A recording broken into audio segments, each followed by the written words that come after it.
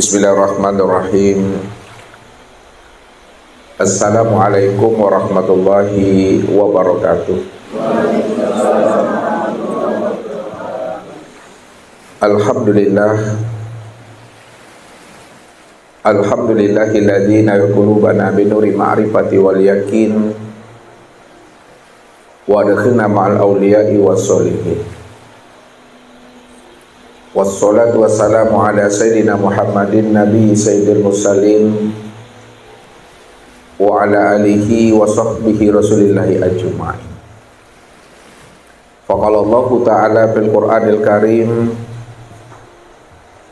a'udzu billahi minasyaitonir rajim. Bismillahirrahmanirrahim. Sanurihim ayatina fil afaq wa fi anfusihim hatta yatabayyana lahum annahul haqq wa bil ardi ayatul lil muqinin wa fi anfusikum afala tubsirun. Shadaqallahul azim. Bapak Ibu, saudara-saudaraku jamaah tauhid Rabbani Semarang yang dirahmati Allah. Setiap ibadah dan wiridan yang kita kerjakan atau kita dirikan di alam dunia ini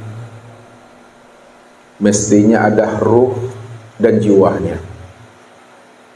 Ruh dari setiap ibadah dan wiridan yang kita kerjakan itu adalah pengenalan diri kita ini kepada Allah Azza wa Jalla. Maka siapapun yang mendirikan suatu ibadah dan ketaatan dan wiridan yang dia perbuat sepanjang hidupnya, jikalau dia tidak mengenal akan Rabb-nya, maka ibadah dan wiridan yang dia perbuat itu tidak ada ruhnya, tidak ada jiwanya. Itulah yang dikatakan ibadah yang hampa, atau ibadah yang mati, atau ibadah yang kosong dan sia-sia. Ini yang diungkapkan oleh baginda Rasul kepada kita. La tasihul ibadah illa bima'rifatil ma'bud. Tidak sah solat yang dikerjakan dan didirikan, walaupun puluhan tahun dia mendirikan ibadah solat, namun solat yang didirikan itu tidak sah kalau dia tidak mengenal akan Allah. Makanya solat yang kita lakukan itu Bapak Ibu mesti solat yang benar-benar menyaksikan akan Allah. Ini yang Allah kehendaki kepada setiap kita ini. Wa'bud rabbaka hatta ya'tiyakal yakin. Sembahlah Rabbmu itu sehingga benar-benar terbit di dalam hatimu itu suatu keyakinan. Kalaulah kita beribadah kepada Allah, mesti terbit di dalam hati kita itu suatu keyakinan. Lalu mana yang dikatakan yakin itu menurut Nabi? Yang dikatakan yakin itu menurut Nabi Bapak Ibu adalah al-imanu kulluh. Itu adalah iman yang sempurna. Kalaulah keyakinan itu dikatakan iman yang sempurna dari setiap ibadah dan ketaatan yang kita kerjakan, lalu iman yang sempurna itu bagaimana pula menurut Nabi? Iman yang sempurna menurut Nabi itu Bapak Ibu adalah al-iman antu'minu biru'yatillah. Iman yang sempurna itu di mana masing-masing kita ini sudah mampu mengenal, berliqah, bermusyahadah dan bermuwajahah dengan Allah. Iman yang sempurna itu di mana Bapak Ibu itu sudah menyaksikan Allah yang diibadati. Makanya solat yang tidak menyaksikan Allah itu dikatakan namanya solat yang mengkhayal, solat yang melamun. Bagaimana hatinya itu akan hadir kepada Allah kalau dia itu belum mengenal, belum berjumpa, bersua dan bertatap wajah dengan Allah. Maka disinilah sebenarnya penekanan baginda Rasul Nabi Muhammad sallallahu alaihi wasallam kepada umatnya ini. Apa kata baginda Rasul kepada kita? Anta'budallah ka'annaka tarahu. Sembahlah olehmu Allah itu seolah-olah kamu melihatnya. Makna ka'annaka itu benar-benarlah kamu itu menyaksikan Allah yang kamu ibadati itu. Makanya puncak daripada ibadah dan ketaatan yang kita perbuat, salah satunya adalah ibadah sholat. Benar-benar ibadah sholat itu adalah ibadah yang menyaksikan Allah. Sebab Allah itulah sebenarnya rudal setiap ibadah dan wiritan yang kita kerjakan. Makanya Nabi pernah membuat suatu perumpamaan dan contoh. Ya, kita ambil hikmah dan iktibar yang disampaikan Rasul kepada kita ini. Karena Rasul memandang dan melihat umatnya sama-sama mendirikan ibadah sholat. Apa kata baginda Rasul? Ada dua orang di antara umatku, sama-sama dia mendirikan ibadah sholat. Cara berdirinya di dalam sholat sama, cara rukunya di dalam sholat juga sama, cara iktidal, sujud dan duduknya tidak berbeda. Akan tetapi sholat di antara mereka berdua bagaikan langit dengan bumi. Apa maknanya itu?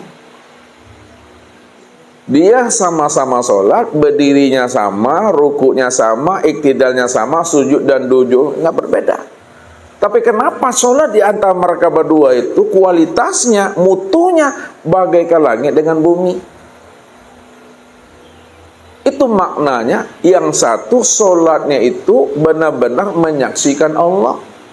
Hadir hatinya itu menyaksikan Allah. Yang wujud, yang terang dan yang nyata. Sempurna pada dirinya. Dan yang satu sholatnya itu lalai, belusukan. Sholat yang mana hatinya itu benar-benar buta. Sholat yang menghayal. Karena mereka yang lalai ini, dia tidak melihat, dia tidak menyaksikan, dia belum bertatap wajah dengan Tuhannya. Makanya yang satu yang melihat ini ada ruhnya, yang satu tidak melihat, tidak ada ruhnya. Itulah sholat yang mati. Dan inilah yang diungkapkan oleh baginda Rasul kepada kita, Bapak Ibu. Sayati zamanun ala ummati yusalluna wala yusallun. Akan datang nanti suatu masa kepada umatku setelah aku tiada, di mana umatku itu mendirikan ibadah sholat yang wajib dan yang sunnah, tapi sebenarnya mereka itu belum sholat. Tubuhnya saja yang berdiri, rukuk dan iktidal. Tubuhnya saja yang sujud dan duduk. Akan tetapi mereka sebenarnya belumlah sholat. Inilah yang dikatakan Allah itu kepada mereka. Sholat mereka itu taubahnya hanyalah bertepuk tangan dan bersiul saja. Ini Allah katakan. Mukaan wa taswiyah. Sholatnya hanya, taubahnya bertepuk tangan dan bersiul saja. Mereka baru sebatas mengerjakan perbuatan sholat, tapi sebenarnya belum sholat. Hatinya belum hadir kepada Allah. Ruhaninya belum ingat kepada Allah. Maka dalam penyampaian kaji, itu baru sebatas melakukan perbuatan sholat. Namanya sholat batang tubuh. Ini yang kita mesti koreksi dari setiap ibadah kita ini. Kalau tidak, Bapak Ibu, apa yang disampaikan Nabi itu benar-benar terbukti nantinya. Kamin qaimin hazuhu min sholati at-ta'ab wan nasab. Berapa banyak nanti umatku yang mendirikan ibadah sholat, tapi dia tidak mendapatkan apa-apa dari ibadah sholat yang dia kerjakan, melainkan at-ta'ab wan nasab, hanya rasa capek, letih dan panekse yang dapat Bapak Ibu.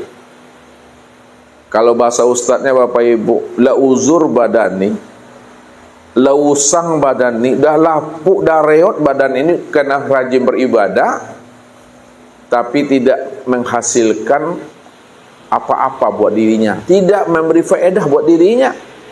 Inilah ibadahnya orang yang tertipu. Wa hum yahsabuna annahum yuhsinuna sun'a. Mereka mengira dan menyangka telah melakukan amal yang terbaik, sebenarnya mereka sudah tertipu dengan diri dan amal mereka sendiri, kata Allah. Kalau bahasa Ustaz takicu di nentarang namanya Bapak Ibu. Saya tidak tahu Bapak Ibu artinya takicu di nentarang. Tanya sama Pak Ardi. Ya. Kalau takicu di Nanggalo biasa tuh Bapak Ibu gelap. Kita berjalan tengah malam lewat sini, ya, masuk kaki kita ini di lubang gitu, kena gelap itu biasa.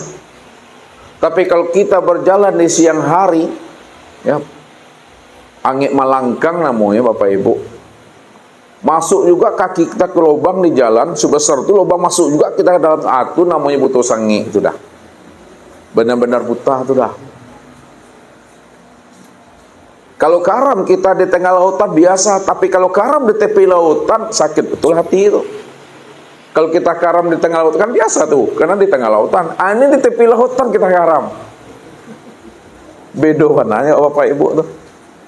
Jadi jangan kita mengira dan menyangka serta menganggap bahwa kita telah melakukan amal yang terbaik, padahal kita sudah tertipu dengan amalan diri kita sendiri. Lalu bagaimana supaya amal kita ini tidak tertipu? Diri kita juga tidak tertipu dengan diri dan amal kita sendiri. Maka hendaklah kita ini benar-benar mengenal Allah dengan pengenalan yang sempurna, zahir dan batin. Kalau kita sudah mengenal Allah dengan pengenalan sempurna Bapak Ibu, maka ibadah yang kita lakukan itulah yang dikatakan ibadah yang nikmat, ibadah yang bermanja-manja kepada Allah. Asik Bapak Ibu. Benar-benar ruhani dan jiwa kita itu di dalam dekapan kandungan rahman dan rahimnya Allah itu. Tapi kalau kita tidak mengenal Allah, bagaimana hati dan rohani kita itu akan muncul namanya sifat mahabbah, rindu dan bermanja-manja dengan Allah. Allah dalam pandangan kita itu masih Allah yang batin saja baru. Allah yang gaib saja baru yang kita kenal.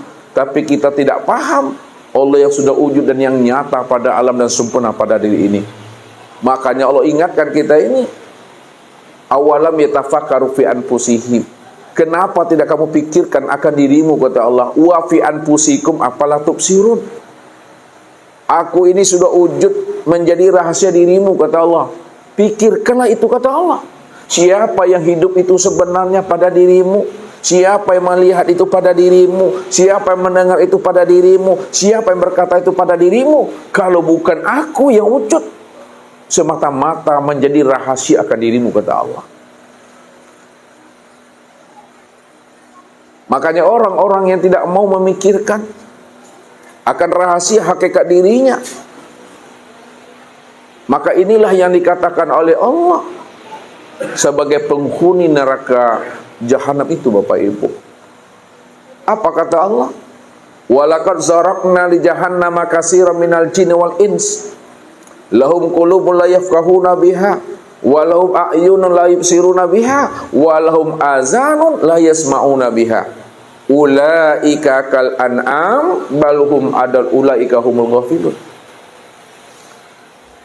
Sungguh kebanyakan isi neraka jahanam itu, kata Allah, adalah jin dan manusia. Apa sebabnya isi neraka jahanam itu kebanyakan isinya adalah jin dan manusia? Allah katakan, lahum qulubul la yafqahuna biha.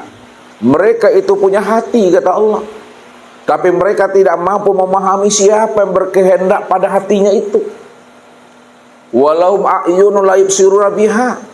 Mereka punya mata, tapi mereka tidak paham dan tidak mengerti siapa yang melihat pada matanya ini. Walahum azanul la yasma'una biha, kata Allah. Mereka punya telinga, tapi mereka juga tidak paham dan tidak mengerti siapa sebenarnya yang mendengar pada telinganya ini. Maka orang yang tidak mau menyadari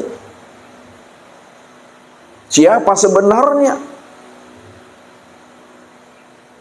yang berkehendak, yang melihat dan mendengar, dan yang hidup pada dirinya, maka taubahnya mereka itu, kata Allah, ulaika kal an'am bal hum adal. Taubahnya mereka itu sama seperti hewan ternak, bakal lebih ternak lagi daripada hewan ternak, Bapak Ibu. Hewan ternak dikatakan sesat, Bapak Ibu, karena tidak diberikan namanya akal fikir. Tapi manusia dikatakan lebih sesat daripada hewan ternak. Dia diberi Allah namanya akal fikir, dia diberi Allah namanya hati, dia diberi Allah namanya penglihatan, dia diberi Allah namanya pendengaran dan rasa. Tapi mereka tidak mampu memahami siapa yang melihat, mendengar dan berkata, siapa sebenarnya berkehendak dan hidup. Maka mereka lah yang lebih sesat daripada hewan ternak itu. Inilah yang diingatkan Allah kepada kita, supaya kita mau mempergunakan kecerdasan rohani dan akal fikir yang Allah titipkan kepada diri kita. Sampai-sampai Allah mengungkapkan itu kepada kita ini. Inna syarad dawabi indallah summum bu'mun umyun fahum la ya'qilun.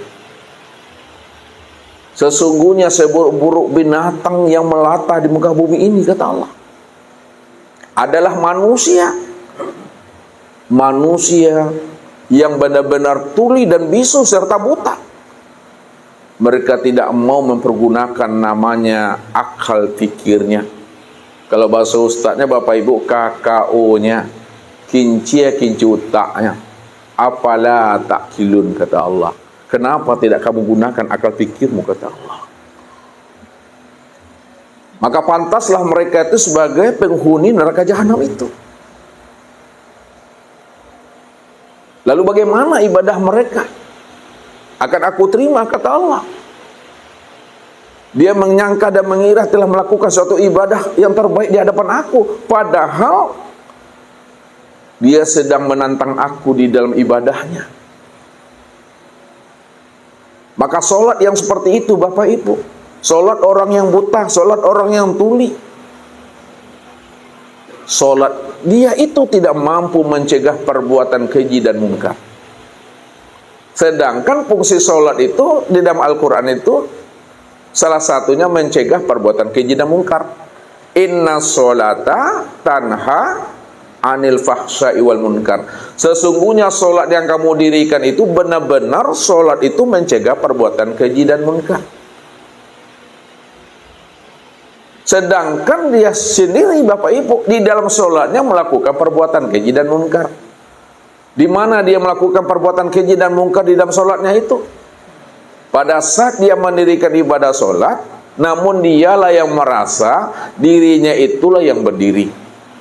Dia yang merasa yang ruku, dia yang merasa yang i'tidal, dia yang merasa yang sujud dan duduk, dia yang merasa yang bertakbir, dia yang merasa memandang, mendengar, berkata. Padahal itu, kata Allah, wujuduka dzanbun, adanya pengakuan dirimu yang berdiri, ruku, i'tidal, sujud dan duduk, itu adalah dosa. Adanya pengakuan diri kita ini yang melihat, mendengar dan berkata, mengetahui, berkuasa, berkehendak dan hidup, itu adalah dosa. Maka solat yang tidak mengenal Allah, solat yang tidak mengenal akan aku, kata Allah, solatnya tidak akan mampu mencegah perbuatan keji dan munkar. Inilah solatnya itu tidak memberikan efek, tidak memberikan manfaat dan faedah buat dirinya, sehingga ibadahnya itu menjadi amal ibadah yang hampa dan sia-sia, Bapak Ibu. Jadi sore ini, Bapak Ibu, ya, sambil menunggu waktu maghrib masuk, kita mencoba untuk memahami bagaimana jalan kita itu, ya, bisa mengenal akan Allah. Karena mengenal Allah itu amat sangat mudah, Bapak Ibu. Kalau ada Bapak Ibu sulit kali mengenal Allah, itu bukan karena Allahnya. Yang membuat sulitnya jemaah itu mengenal Allah itu karena gurunya saja itu, ya. Tapi bukan ustaz. Untuk lebih pahamnya tunggulah pesan-pesan berikut ini. Kak. Jadi sholat yang kita dirikan, Bapak Ibu, ya,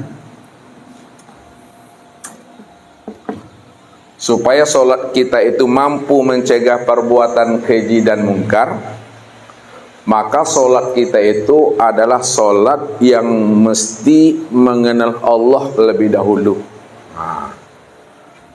Solat kita itu mesti mengenal Allah lebih dahulu. Sebab apa? Sebelum Allah memerintahkan kita untuk mendirikan ibadah solat, Allah lebih dahulu memerintahkan kita itu untuk mengenali akan dirinya. Allah memperkenalkan dirinya kepada Nabi dan Rasulnya untuk disampaikan kepada hambanya yang belum mengenal akan dirinya melalui lisan para Nabi dan para Rasul. Apa kata Allah? Innani anallah, la ilaha illa ana fa'budni wa aqimis sholata li zikri. Sesungguhnya diriku ini adalah Allah. Jadi Allah memperkenalkan dirinya, sesungguhnya aku ini adalah Allah. La ilaha illa ana. Tidak ada yang wujud dan yang nyata, melainkan yang wujud dan yang nyata itu sebenarnya adalah aku, kata Allah. Maka siapa yang sudah mengenal akan diriku, akulah yang wujud, akulah yang nyata, akulah yang awal, akhir, zahir dan batin. Siapa yang telah mengenal aku dengan pengenalan yang sempurna, fa'budni, maka sembahlah aku. Hakikat penyembahan itu Bapak Ibu, itu sebenarnya adalah makrifat, mengenal akan dirinya tuh. Nih, hakikat ibadah itu makrifat, mengenal dirinya. Nah, hakikat makrifat ini adalah liqa, berjumpa. Hakikat liqa itu adalah musyahadah, menyaksikan. Hakikat musyahadah itu adalah muwajjahah, bertatap wajah. Makanya ketika kita telah mengenalnya, kita telah berjumpa dengan dirinya, kita telah bertatap wajah dengan dirinya, disebabkan karena kita sudah menyaksikannya, barulah Allah katakan wa aqimis sholata li zikri. Maka dirikalah solat itu benar-benar solat yang ingat akan diriku. Makanya syarat ingat itu makrifat. Tak mungkin seseorang itu bisa mengingat akan Rabb-nya. Tak mungkin seseorang itu bisa mengingatkan Allah kalau dia belum mengenal Allah itu lebih dahulu. Dan tak mungkin pula dia bisa mengenal Allah itu kalau belum berjumpa dengan Allah. Dan tak mungkin pula dia bisa berjumpa dengan Allah kalau dia belum menyaksikan Allah. Dan tak mungkin pula dia menyaksikan Allah kalau dia belum bermuwajahah dengan Allah. Jadi syaratnya bisa kita ingat Allah itu bermuwajahah, bermusahadah, berliqa dan bermakrifat. Inilah solat yang ingat itu. Tanpa pengenalan diri kita kepada Allah, maka ibadah kita itu tidak ada ruhnya, tidak ada jiwanya. Itulah ibadah yang lalai, ibadah yang kosong. Sampai-sampai Nabi mengatakan, kamin qaimin hazumin sholati at-ta'ab wan nasab. Berapa banyak nanti umatku mendirikan sholat, tapi dia tidak mendapatkan apa-apa dari sholatnya, melainkan rasa capek, letih dan panekse yang dapat Bapak Ibu. Walaupun badan ini dah uzur, badan ini dah lapuk, badan ini dah tua, kena rajin beribadah, namun kena ibadah itu tidak ada rohnya, ibadah itu tidak ada jiwanya, disebabkan karena tidak mengenal Allah, maka ibadahnya itu menjadi ibadah yang mati, hampa dan sia-sia. Jadi sholatnya kata Allah bagaikan orang yang bertepuk tangan dan bersul saja, tidak memberikan manfaat dan faedah. Bahkan selama dia mendirikan sholat, dia selalu berbuat mungkar di hadapan Allahnya. Itu disebabkan karena dia tidak mengenalkan Allah itu. Makanya wajib kita mengenal Allah. Nah, bagaimana jalan mengenal Allah? Ya. Jalan mengenal Allah, makrifat ini Bapak Ibu, itu tiada lain adalah mengenal akan diri. Nah, jalan mudah mengenal Allah itu dengan jalan mengenal akan diri. Man arafa nafsahu faqad arafa rabbahu. Nah, siapa yang mengenal dirinya, pasti dia kenal akan Tuhannya. Man arafa rabbahu fasadal jasad. Dan siapa yang telah mengenal Allah, disebabkan dia telah mengenal dirinya, ketika itulah dia dirinya benar-benar hilang. Ketika itulah dirinya benar-benar hapus, lenyap, sirnah dan mati. Maksud hati ingin berjumpa Allah, tapi setelah berjumpa Allah, diri kita pun hilang di situ. Jadi ketika diri kita hilang, diri kita dah mati, tidak ada wujud di situ lagi, dan tidak ada lagi dia bersifat. Maka nyatalah Allah itu benar-benar wujud dan bersifat. Disitulah letaknya qiyamuhu binafsihi itu. Dia yang wujud semata-mata Bapak Ibu. Maka jalan mengenal Allah yang wujud itu, wajib kita mengenal diri. Mana yang dikatakan sebenar diri itu pada diri Bapak Ibu. Nah, lihat nih. Nah, yang dikatakan sebenar diri itu Bapak Ibu, itulah yang disebut namanya dengan hayat. Jadi yang sebenar diri pada diri Bapak Ibu itu adalah hayat itu. Hayat itu baru namanya sebutan baru Bapak Ibu. Ya, hayat apa artinya Ibu-ibu? Hidup. Nah, kalaulah hayat itu artinya hidup, mana yang hidup itu pada diri kita itu? Nah, yang dikatakan hayat, yang hidup pada diri kita itu, itulah yang disebut namanya dengan nyawa. Nyawa itu nyata wujud Allah. Jadi yang dikatakan nyawa nyatanya wujud Allah itu, yang dikatakan hayat tadi, meliputi sekalian batang tubuh dan memenuhi sekalian rongga tubuh. Itu yang disebut namanya dengan nyawa. Jadi yang dikatakan hayat itu adalah nyawa, meliputi sekalian batang tubuh dan memenuhi sekalian rongga tubuh. Itu juga sebutan juga baru tuh. Padahal setiap yang kita sebut namanya pasti ada orangnya. Mana yang dikatakan nyawa itu pada diri Bapak Ibu? Yang dikatakan nyawa itu pada diri Bapak Ibu, itulah yang disebut namanya dengan napas. Kadang payah Bapak Ibu mencari namanya si hayat, payah Bapak Ibu mencari namanya si nyawa pada diri. Padahal setiap waktu, setiap saat dan detik kita ini bernapas, turun naik ini. Yang turun naik ini, yang keluar masuk nih, itulah yang dikatakan nyawa. Nyawa itu yang katakan yang si hidup itu. Yang hidup itu yang diri. Namun mana yang dikatakan nafas? Yang turun naik itu nafas, yang keluar masuk nafas. Yang mana tuh sebenarnya yang nafas, yang turun naik, yang keluar masuk itu? Yang sebenar-benarnya nafas yang keluar masuk turun naik itu adalah ruh.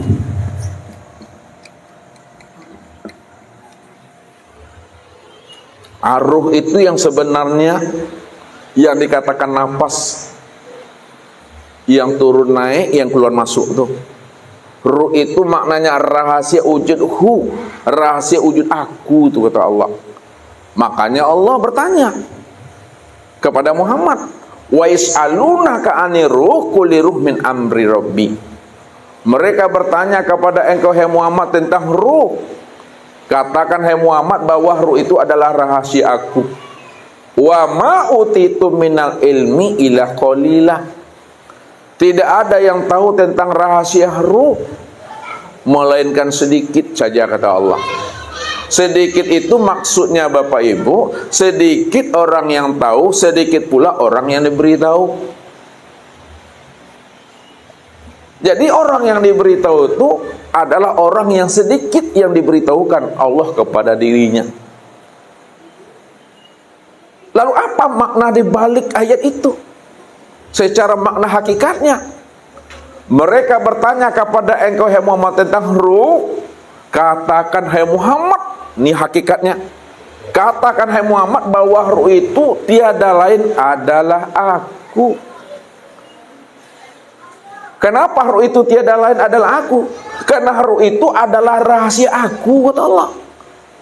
Rahasia apa sebenarnya? Rahasia daripada memandang wujud nyatanya akan sifat-sifat aku pada dirimu. Ini yang disebut namanya sifat ma'ani. Sifat yang 7, yaitu sama, basar, kalam, ilmu, kudrat, iradat, dan hayat.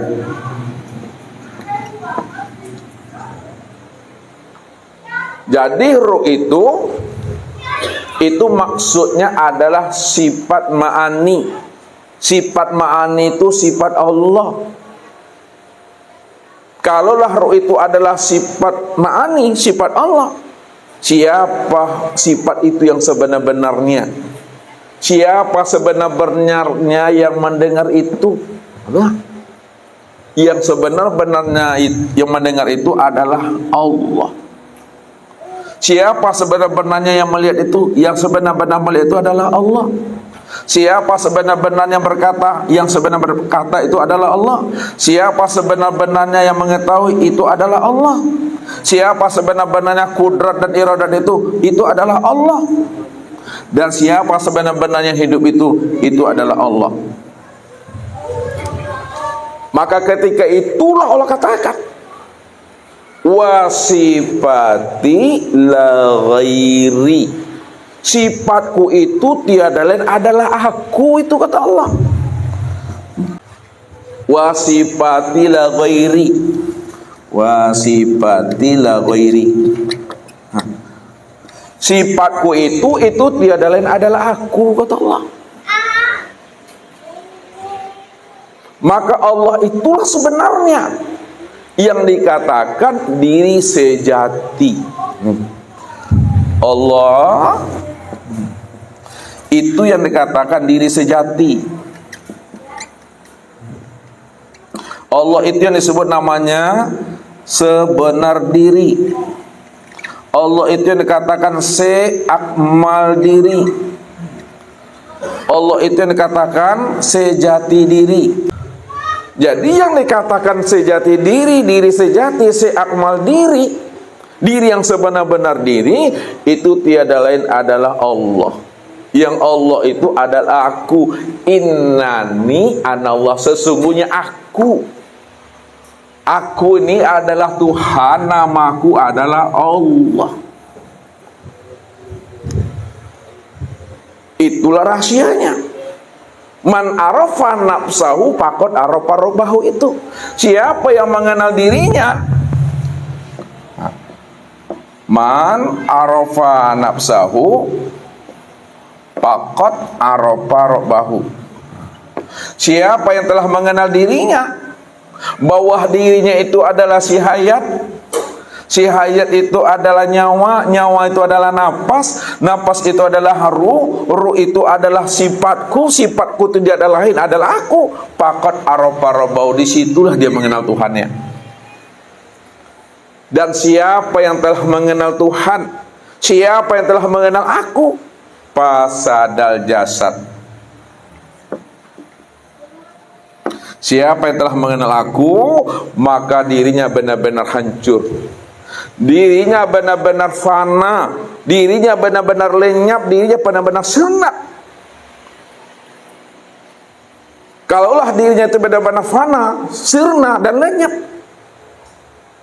maka siapa yang wujud sebenar-benarnya? Siapa yang bersifat sebenar-benarnya? Yang sebenar-benar wujud dan bersifat itu tiada lain adalah Allah.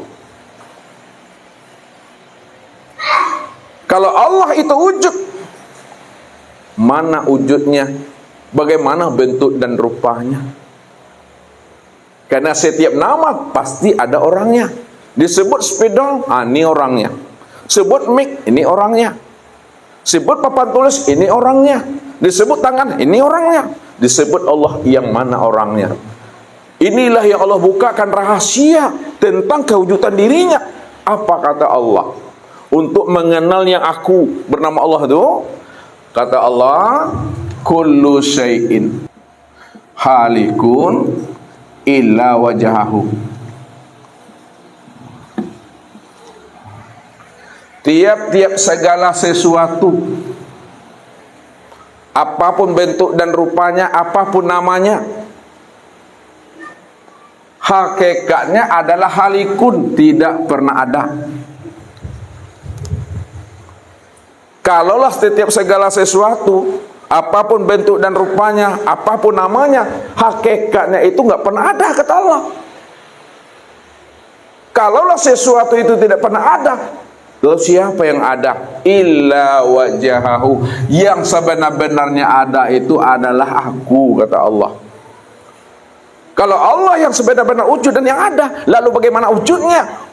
Allah itu adalah wujud pada segala yang ada ini. Dan segala yang ada ini, itulah nyatanya kezohiran memandang akan wujud dirinya. Kenapa Allah itu segala yang wujud?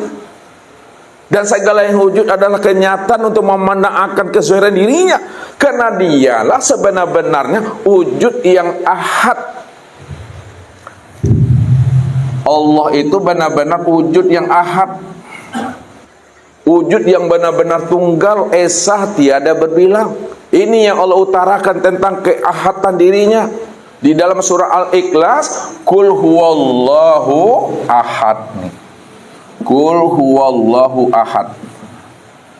Katakanlah bahwa Allah itu benar-benar ahad. Ahad ini yang dikatakan namanya esa. Esa itu adalah satu, satu itu maknanya tunggal. Tunggal itu maknanya tiada berbilang. Tiada berbilang itu maknanya hanya dia satu-satunya. Hanya dia satu-satunya itu maksudnya tidak ada diri yang lain selain daripada dirinya. Tidak ada diri yang lain selain dirinya. Kalau tidak ada diri yang lain selain dirinya, itu maknanya dialah yang wujud secara mutlak. Nah, secara mutlak, wujud mutlak. Kalau dia yang wujud secara mutlak, maka dialah yang semata-mata. Bapak Ibu, semata-mata dia. Lalu Ustaz bertanya sama Bapak Ibu, kalau dia adalah wujud yang semata-mata, karena dia mutlak, tidak ada diri yang lain selain daripada dirinya, hanya dia satu-satunya, dia tunggal ahad, esa dan esa, satu-satunya. Ustaz mau bertanya Bapak Ibu, adakah yang wujud selain Allah? Ada atau tidak? Kalau tidak ada yang wujud selain Allah, pertanyaan yang kedua, adakah diri Bapak Ibu selain diri Allah? Ada atau tidak? Terakhir, kalau tidak ada diri yang lain, ya, kalau tidak ada diri Bapak Ibu selain diri Allah, lalu siapa sebenar-benarnya diri Bapak Ibu ini?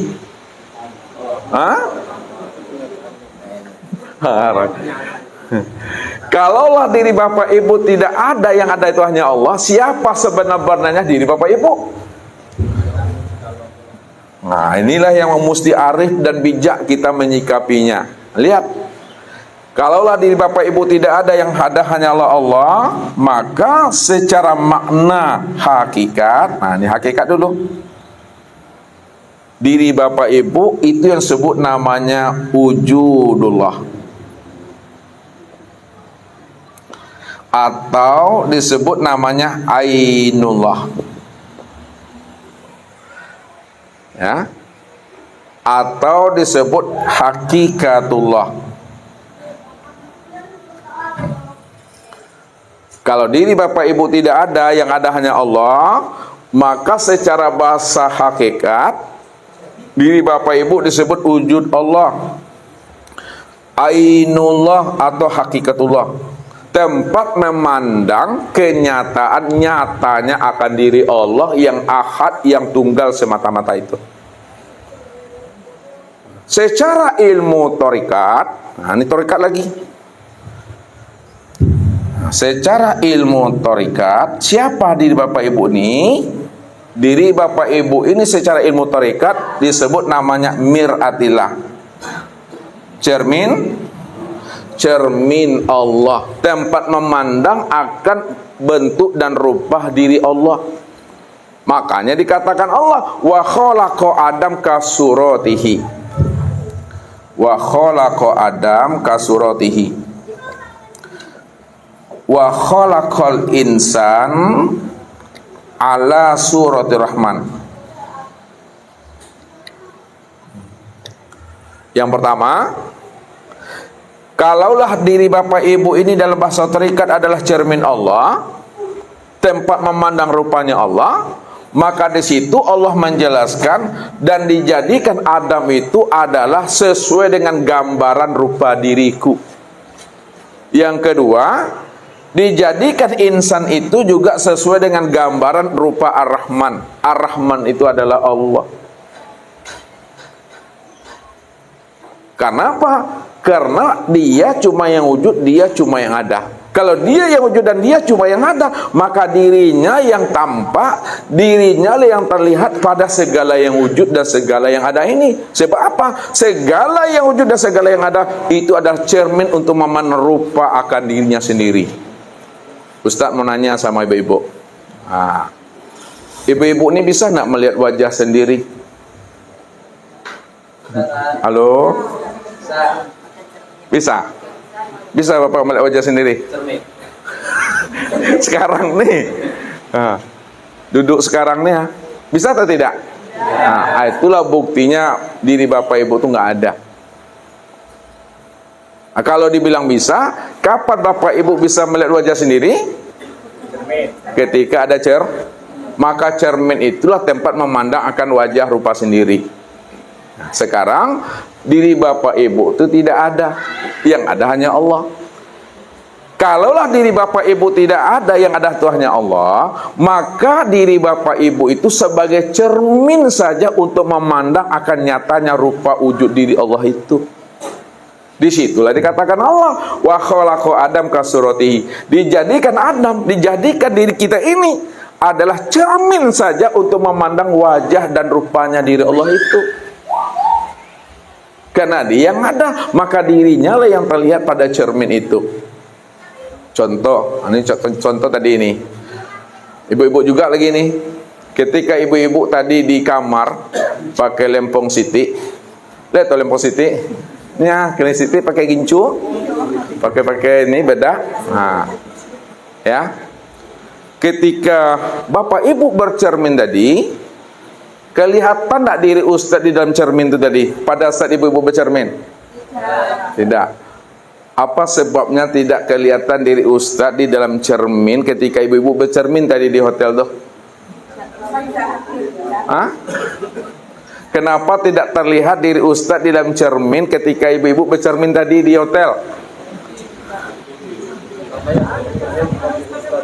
Itu dia jawabannya.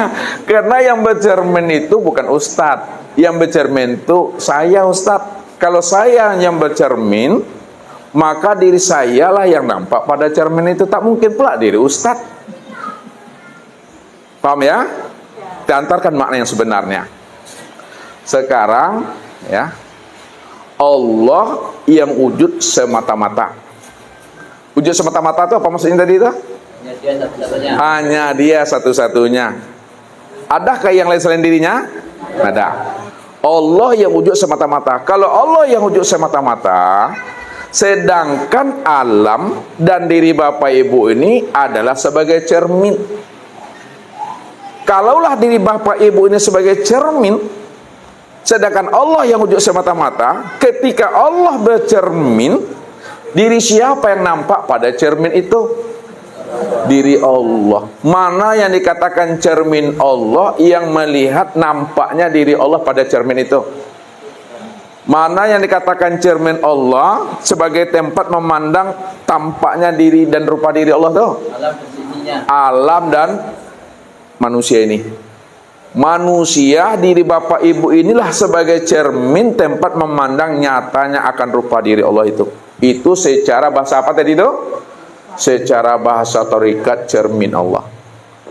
Karena dia cuma yang ada, maka dirinya lah yang nampak pada cermin. Cermin itu diri bapak ibu. Cermin itu adalah alam.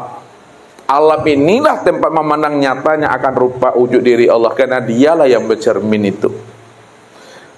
Dalam bahasa syariat, nah ini bahasa syariat lagi. Maka alam dan diri bapak ibu ini disebut namanya makhluk Allah. Disebut makhluk. Disebut namanya sesuatu. Sesuatu. Disebut namanya hamba. Jadi kesempurnaan makhluk nyatalah pada manusia. Dan manusia itu yang dikatakan namanya hamba Allah. Nih. Hamba Allah itu, itulah maksudnya secara bahasa syariat. Hamba Allah itulah kenyataan untuk memandang nyatanya akan rupa diri Allah. Makna yang sebenarnya hamba Allah itu maknanya hamba itulah yang Allah itu.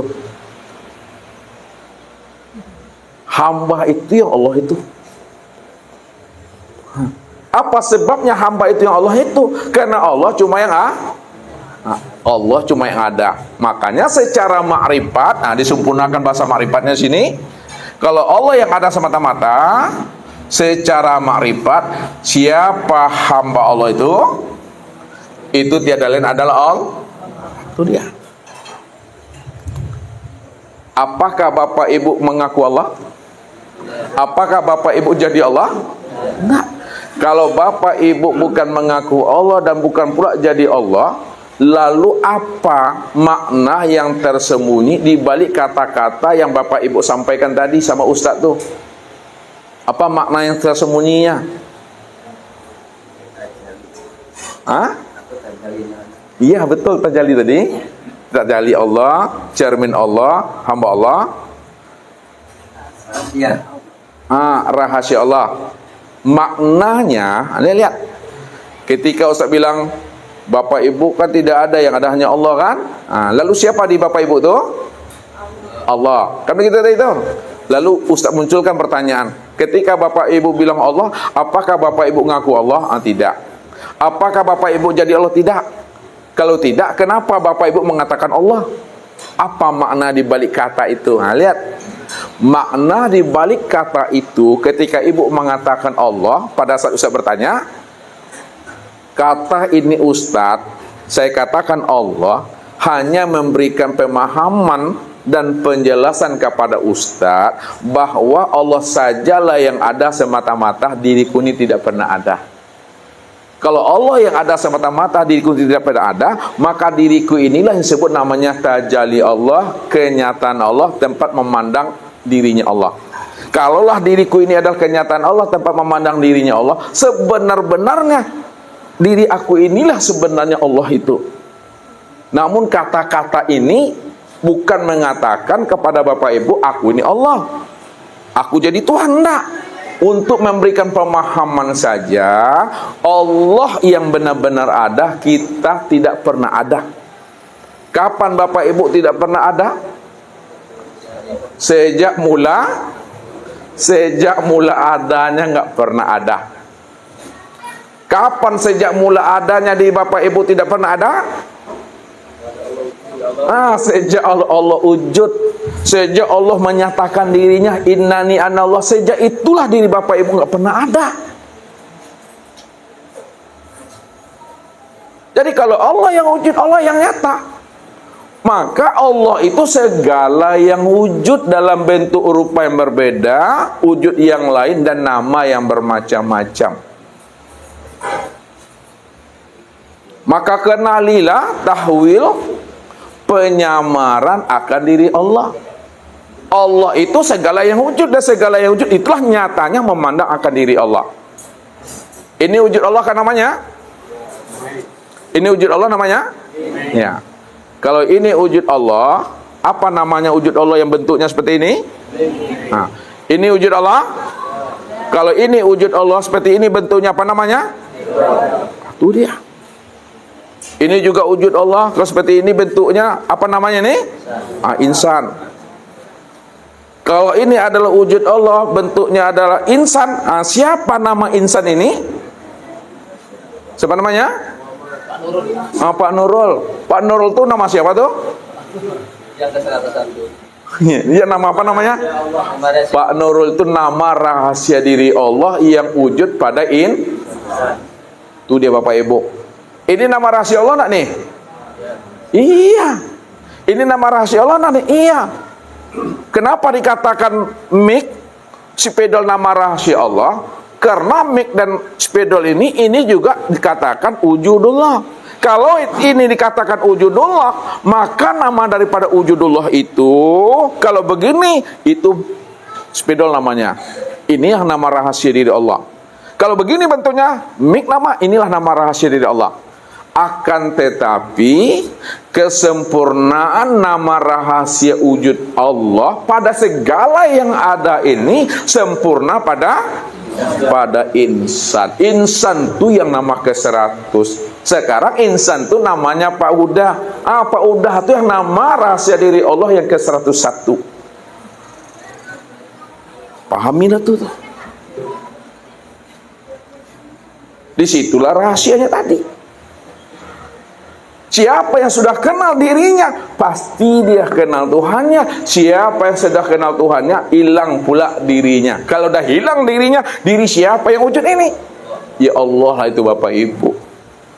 Makanya perjumpaan diri Bapak Ibu itu dengan Allah adalah pertemuan dalam satu wujud. Pertemuan dalam satu rupa, pertemuan dalam satu nama, pertemuan satu dalam rahasia. Jangan Bapak Ibu bayangkan pula pertemuan Bapak Ibu dengan Allah seperti Ustadz dengan beliau ini, atau beliau ini dengan Ustadznya, maka gitu. Seperti Ustadz dengan Pak Adi kayak gini. Pertemuan kita dengan Allah bukan seperti ini. Pertemuan satu wujud, satu rupa, satu nama, satu rahasia. Begitu mandangnya. Makanya pertemuan kita dengan Allah itu dalam satu wujud, satu rupa, satu nama, satu rahasia itu satu dalam pada diri insan masing-masing. Pada diri masing-masing. Walaupun Ustaz katakan pertemuan kita dengan Allah satu wujud, satu rupa, satu nama, satu rahasia pada diri masing-masing, namun diri masing-masing bukanlah kenyataan wujud diri Bapak akan tetapi kenyataan dirinya Allah. Hanya Ustaz selalu antarkan tuh. Walaupun orang mengatakan diri Bapak Ibu orang, tapi orangnya Bapak Ibu bukanlah kenyataan wujud diri Bapak Ibu. Walaupun manusia mengatakan diri Bapak Ibu manusia, akan tetapi manusianya diri Bapak Ibu bukanlah kenyataan wujud diri Bapak Ibu. Walaupun kita dikatakan insan, namun insannya kita bukanlah kenyataan wujud diri kita. Kalaulah kita dibilang punya diri, tapi diri kita bukanlah kenyataan diri kita.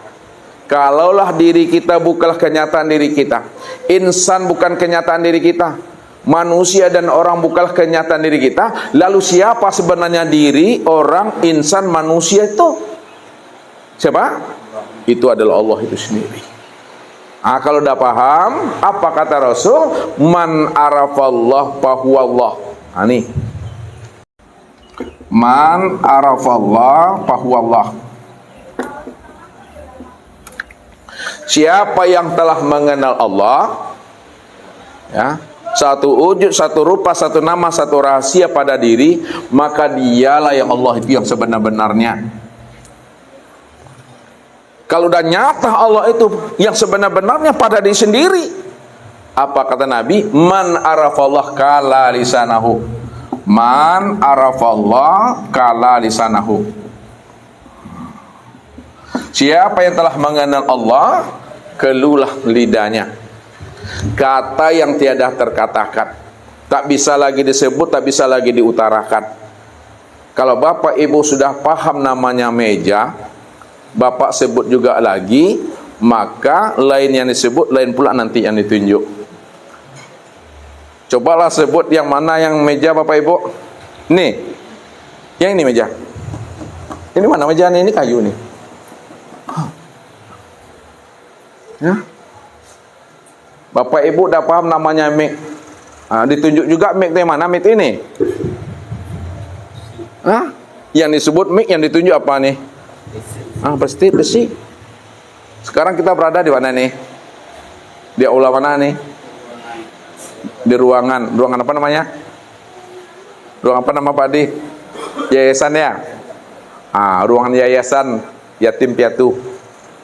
Sekarang Ustaz mau nanya, kalau bapak ibu benar-benar sudah duduk di ruangan yayasan yatim piatu dari sejak kemarin sampai sekarang, Ustaz mau nanya, yang mana yang katakan yayasan ruangan yatim piatu itu yang mana?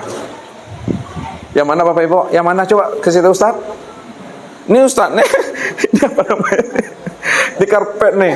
Itu tertunjuk tiang, tertunjuk dinding lah, tertunjuk ini. Makanya kalau sudah paham, sudah jelas, sudah terang yang namanya yayasan yatim piatu itu, jangan disebut-sebut juga, jangan ditanya-tanya juga lagi. Kalau ingin tahu juga nama yayasan yatim piatu itu, sama-sama kita keluar dari ruangan ini. Tegak situ sama-sama. Baru nampak dia itu. Ini bahasanya. Makna hakikat di balik itu apa makna yang sebenarnya Bapak Ibu? Lihat. Kalau Bapak Ibu sudah paham ya, Allah itu yang bagaimana, maka cukup Bapak Ibu diam saja. Kalau Bapak Ibu sudah diam, diamnya sudah di dalam paham, pahamnya sudah di dalam kesadaran, sadarnya sudah di dalam keimanan, maka ketika itu nyatalah Allah itu. Tinggal pandang saja lagi, lihat saja lah, jangan disebut. Kalau disebut berubah wujudnya, makhluk namanya, sesuatu lagi panggilannya. Lalu bagaimana dia supaya nyata Allah itu? Jangan disebut, jangan diungkapkan, pandang sajalah, imani udahlah tuh. Sekala yang dipandang, sekala yang didengar, sekala yang diraba, sekala yang dirasa, dia ada tuh Bapak Ibu. Tapi jangan disebut-sebut. Ini yang saya katakan, rupanya Bapak Ibu nak urang rupanya. Jangan diulang-ulang juga lagi. Yo ada orang kok tidak lah orang mereka rumah. Itu maksudnya. Cukup diam, paham saja. Kalau sudah diam Bapak Ibu, udah paham Bapak Ibu, pandang sajalah lagi, yang dipandang tuh dia tuh. Dan yang memandang juga dia. Kalau disebut, berubah lagi maknanya. Manusia sebutannya, alam maksudnya, sesuatu lagi panggilannya. Lalu bagaimana supaya tidak disebut alam, makhluk dan sesuatu? Cukup diam dan pandang sajalah tuh. Itu yang dia wujud Allah tuh. Oh Allah itu kan laisa kamislihi sayun mukhalafatul lil hawadis kan Ustaz? Iya benar. Allah itu tidak berbentuk dan tidak berupa. Benar tuh. Namun segala bentuk dan rupa itulah nyatanya kezohiran wujud dirinya. Memangnya ada rupa yang lain dan wujud yang lain selain daripada dirinya? Tidak ada.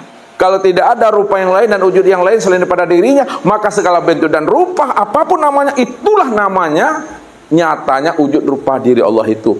Ketika itu diam saja lagi, jangan disebut-sebut. Kalau disebut dia bersifat, dia kembali. Ini yang usah antarkan dengan bahasa kias.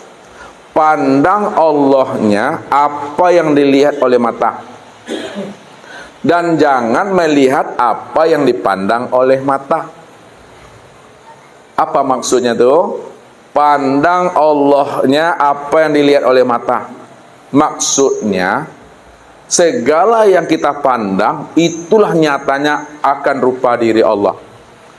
Dan jangan melihat apa yang dipandang oleh mata. Kalau kita melihat apa yang dipandang oleh mata, maka yang terpandang adalah suami, istri, anak, cucu, menantu. Yang terpandang adalah makhluk dan sesuatu. Tapi pandang Allahnya pada alam, pada sesuatu, pada suami dan istri. Rupanya suami, istri, alam dan sesuatu, itulah nyatanya akan rupa diri Allah itu. Ketika itu diam saja lagi Bapak Ibu, itu maksud Ustaz tuh. Karena mengeluarkan bahasa hakikat dengan kata-kata sulit Bapak Ibu. Ya, panik aku caranya memuka itu. Makanya mengartikan bahasa Tuhan, memahami bahasa Tuhan dengan Tuhan. Ya. Memahami bahasa Tuhan itu dengan Tuhan. Tidak bisa dengan kita.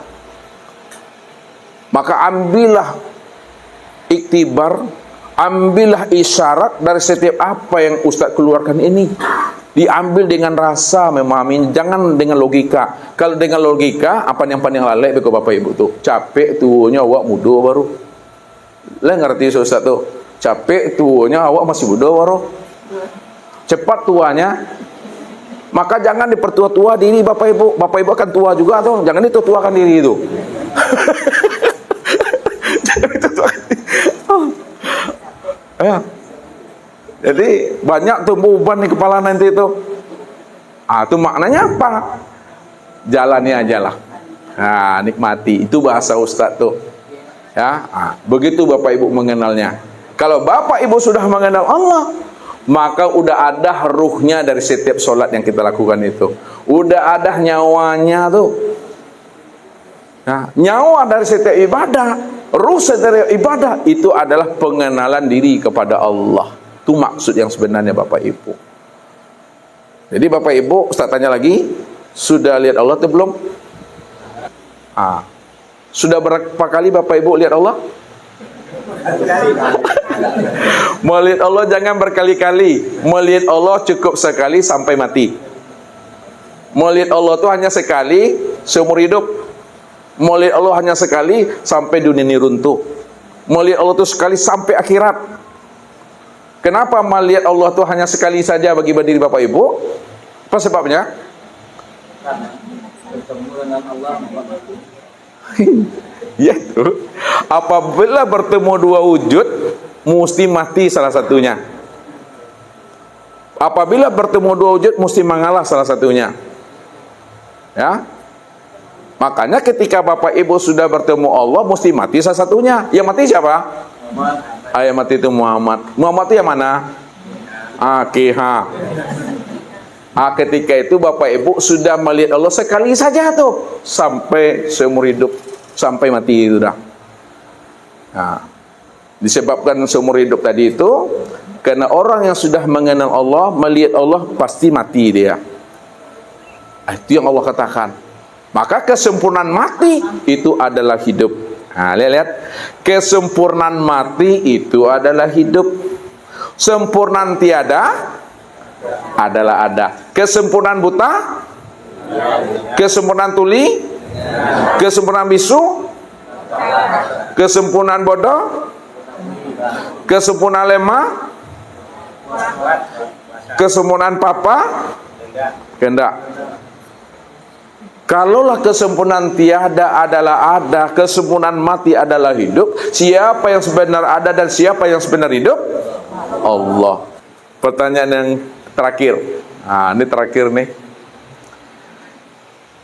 Kalau Bapak sudah melihat Allah di dunia ini, kan udah lihat Allah tadi kan?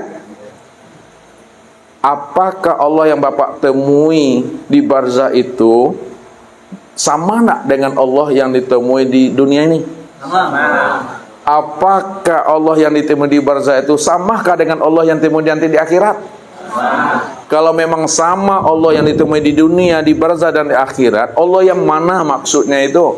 Allah yang wujud pada diri sendiri. Itu nyawa yang wujud pada sendiri. Kurpura Minang jurupo Pak. Lihat kawan Ustaz Maha. Ini Allah yang wujud pada diri sendiri. Ini yang memandang Allah itu dalam satu wujud, satu rupa, satu nama, satu rahasia pada diri sendiri. Jadi jangan Bapak Ibu sibuk juga mencari-cari Allah yang gaib, Allah yang nyata. Ini yang dilihat. Kenapa? Karena yang batin itu yang zohir, bukan yang zohir itu yang nyata. Tolong lagi, kalian ini tuh mantap sama halus paham. Batin, zohir. Batin dengan zohir itu dua atau satu tuh? Dua atau satu? Nah ya, ibu ini agak kencang suaranya. Kalaulah batin dengan zohir itu satu, antara zohir dengan batin, batin dengan yang zohir, mana yang sebenar-benar yang ada tuh? Yang batin. Alhamdulillah. Habis ini kita bubar lagi nih. Kalaulah yang sebenar-benar itu adalah batin, lalu yang zohir ini apa bagi yang batin? Kenyataan yang baru dipatrikan. Kalaulah yang zohir ini adalah kenyataan yang batin, siapa sebenarnya yang zohir ini? Itu adalah yang batin. Pertanyaannya, apakah yang zohir itu yang nyata atau yang batin itu yang nyata? Yang batin itu yang nyata, bukan yang zohir itu yang nyata. Batin itu yang nyata. Makanya disitulah dikiaskan Allah itu batin, namun batin itu nyata pada segala yang wujud dalam bentuk rupa yang berbeda. Bisa dipahami itu? Walaupun Allah itu batin, batinnya Allah itu telah zohir pada segala yang wujud dalam bentuk rupa yang berbeda. Bahwa segala bentuk rupa yang berbeda, wujud yang lain, itulah sebenarnya zohirnya rupa yang batin itu sebenar-benarnya. Nah, kalau dihaluskan bahasa kiasnya makin tersembunyi maknanya. Rupanya segala yang zohir ini adalah tempat bersembunyinya yang batin. Disitulah rahasianya Allah berselindung pada yang terang. Allah berselindung pada yang terang. Kalau Bapak Ibu berselindung pada yang gelap. Kita berselindung pada yang gelap supaya tak nampak. Sekarang Allah supaya tidak nampak berselindung pada yang gelap atau berselindung pada yang terang? Allah tuh berselindung pada yang terang. Maka segala yang terang nih, segala yang wujud ini, itulah sebenarnya nyatanya diri yang batin itu. Nah, bukti Bapak Ibu paham atau tidaknya? Siapa yang tidak mampu memandang Allah yang batin pada segala yang wujud, pada segala yang zahir, pada segala yang terang, apa namanya itu Bapak Ibu? Betul sangi. Tanpa Bapak Ibu sadari, Bapak Ibu udah belajar bahasa Minang tuh dah. Tanda belajarnya kalian ngerti itu. Kopiah udah dipakai nih Bapak Ibu, kopiah. Cari-cari juga kopiah mana lah kopiah ini. Dia betul sangi tuh Baju udah di Kanaan, lihat tuh di Kanaan. Dipakai, dicari juga baju mana baju tadi? Baju ini tangannya, ini kaki ya ditanya juga yang mana yang kaki ini. Tuh betul sangi itu mah. Kalau udah seperti itu, pendek umur itu mah. Rumah dekat di sini nanti sampai di situ tuh Atulah tandu-tandu tuh. Itu udah nyata Bapak Ibu. Kalau udah nyata, kesimpulannya di dalam sholat. Ini kesimpulan sholat nih. Dalam bahasa syariat, ini kan kesimpulan sholat. Dalam bahasa syariat kita pakai dulu. Dalam bahasa syariat, karena Allah cuma yang wujud yang ada, maka Allah lah yang memuji dirinya sendiri. Allah yang menyembah diri sendiri. Itu bahasa syariat tuh. Karena dia cuma yang ada. Wa ani'buduni haza siratum mustaqim. Akulah yang menyembah dan memuji akan diriku sendiri. Dalam bahasa torikat, karena Allah yang ada, sholat itu Allah mengingat dirinya sendiri. Dalam bahasa hakikat, Allah menyaksikan dirinya sendiri.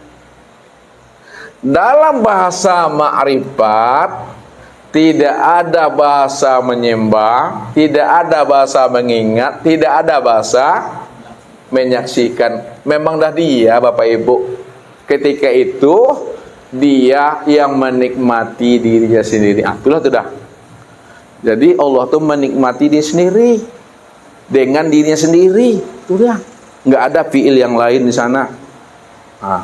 Pada saat itu sempurnakanlah syariat. Hadap wajah ke tempat sujud. Itu dia tuh. Ini secara sempurnanya. Hadap wajah ke tempat sujud, bukan ke dinding tuh. Nanti silentkan HP. Baca pula silentkan HP. Ini ada wajah. Hadap dada ke kiblat. Jangan ke Israel. Ke Ka'bah tuh. Maka hadap hati sudah hadir menyaksikan Allah pada diri sendiri. Mulut membaca ayat, telinga mendengarkan bacaan ayat, akal pikir mengontrol dan mengawasi apa yang diperbuat oleh anggota tubuh mulai dari takbir sampai salam, dan apa yang dibaca oleh mulut dan apa pula yang didengar oleh telinga.